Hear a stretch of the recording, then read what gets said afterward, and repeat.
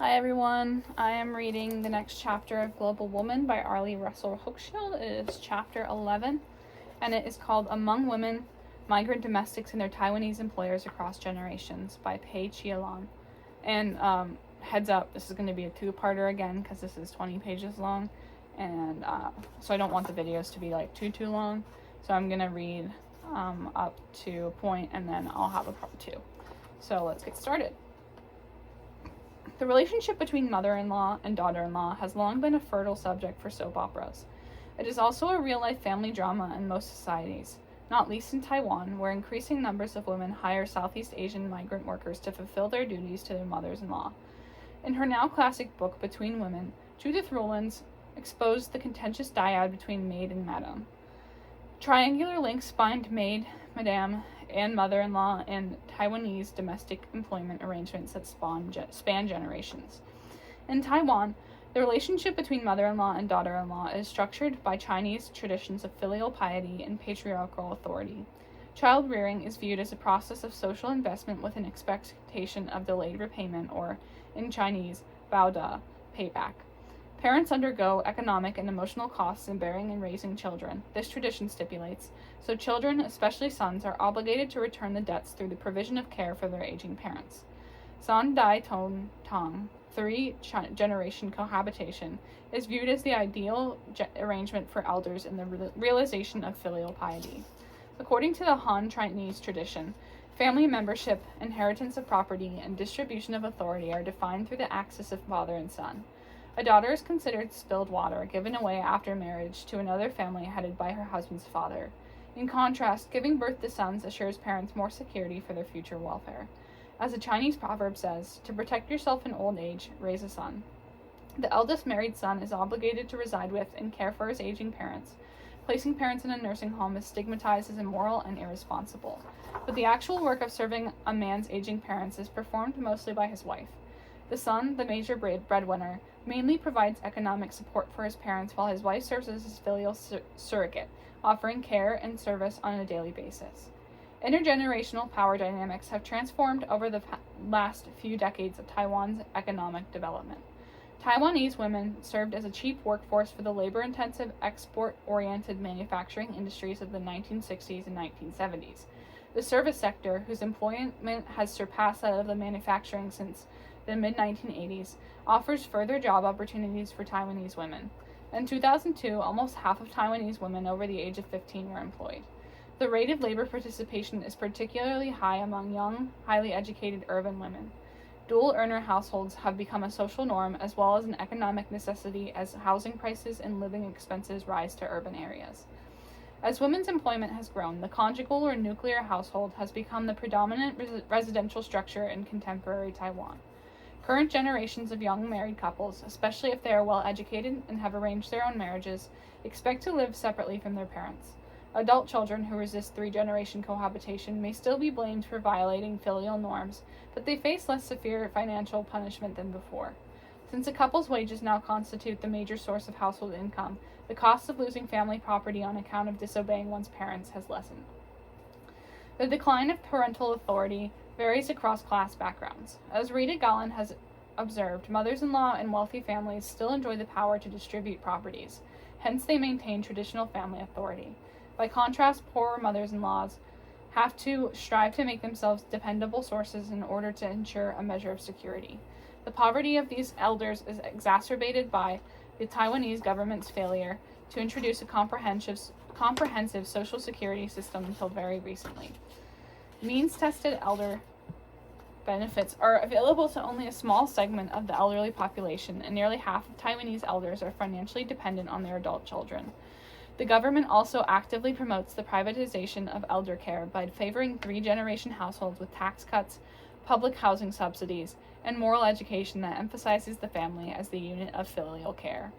Although the proportion of parents living alone has been increasing, the social ideology continues to pressure sons to take care of their elderly parents. Almost 60% of contemporary Taiwanese households are nuclear units.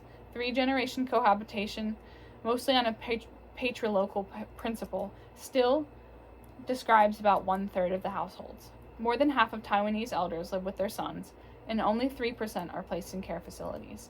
Young generations balance the social norm of filial piety against their desire for autonomy and privacy by making other arrangements, including living together or living in different apartments in the same building, living apart yet having meals together, or making frequent visits, and hiring non-family care workers.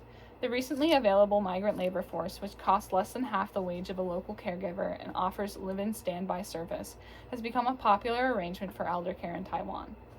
The maid trade in the global south. Significant numbers of undocumented migrants have worked in Taiwanese households since the early 1980s, but the government officially opened the gate to migrant domestic workers in 1992.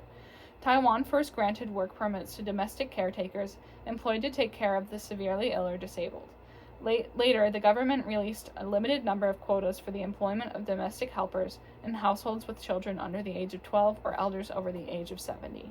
This policy is viewed as a solution to the growing demand for paid care work among both nuclear households and the aging population. Despite quota control and regulated employer qualification, the number of Taiwanese households hiring migrant domestic workers has rapidly increased in the last decade. Currently, more than 120,000 foreigners are legally employed as domestic workers in Taiwan.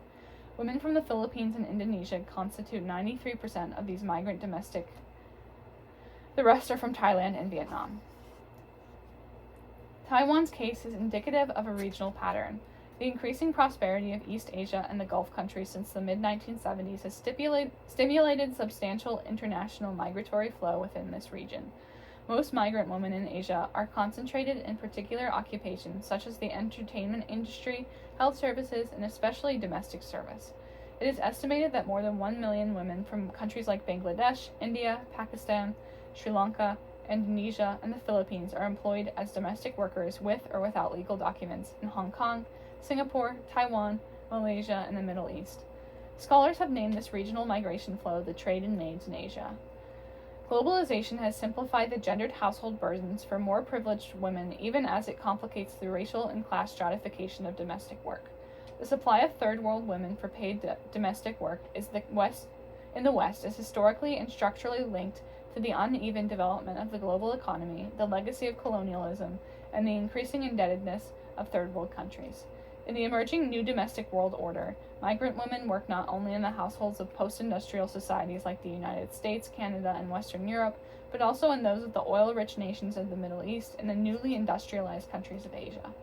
According to the official data, the majority of Taiwanese employers are dual-income middle-class households formed by couples between the ages of 25 and 44. More than 30% of them reside in metropolitan Taipei.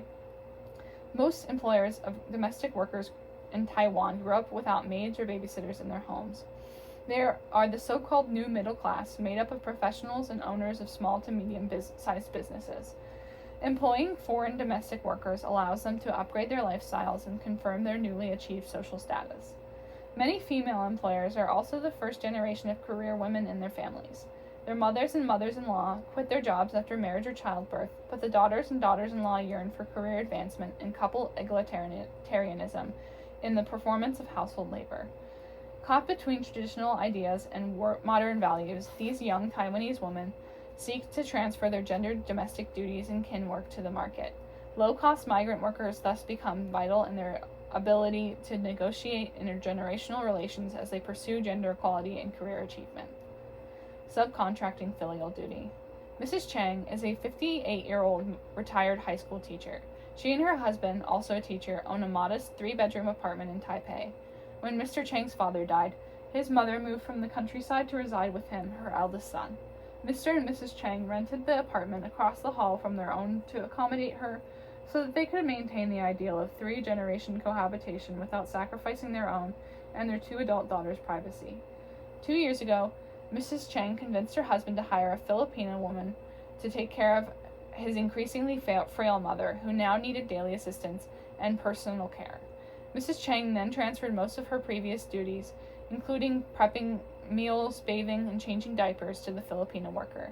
More than once during our interview, Mrs. Chang felt compelled to legitimize her decision to hire someone to take care of her mother-in-law.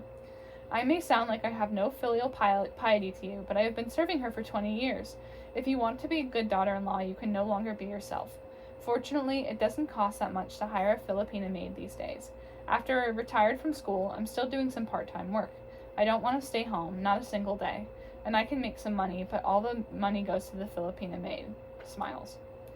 Mrs. Chang's remarks highlight the conflict she senses between performing her traditional gender role, being a good daughter-in-law, serving one's mother-in-law, and seeking individual autonomy and self-achievement, being oneself. Zhang Dong Liu has argued that the traditional ideal of caregiving in Chinese societies is associated with the hierarchical concept of serving rather than with the more egalitarian notion of caring. The typical image of a caregiver in Chinese families is a female relative in a subordinate position, such as a wife serving her husband or a daughter-in-law serving her parents-in-law.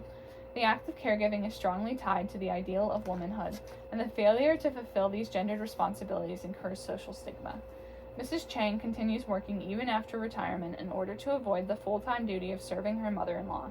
She volunteers to contribute the wage she earns at her part-time job to hire another woman as her filial agent, but both her mother-in-law and her husband oppose this plan. What did Amma say when you first wanted to hire a Filipina maid? She always says bad things about the Filipina maid because she wishes we could stop the employment so she could live with us. How about your husband? He objected too? Of course. First, it costs money. Second, in this way, it doesn't seem that we are a family, and he won't be able to make the ideal of a filial son. The mother-in-law considers the care worker a barrier between her and her son's family. The son worries that employing a domestic worker may ruin his filial reputation, but it is the daughter-in-law's unpaid labor that sustains the social myth of intergenerational family unity. Mrs. Chang expressed anguish over the unequal division of filial labor between her and her husband. I worked as hard as I did, but he said taking care of children was women's business. Serving the mother-in-law was women's business. I feel this is really unfair. I am also an educated person. I cannot accept this. If you want to be a dutiful son, then you should be the one who serves your mother, not me.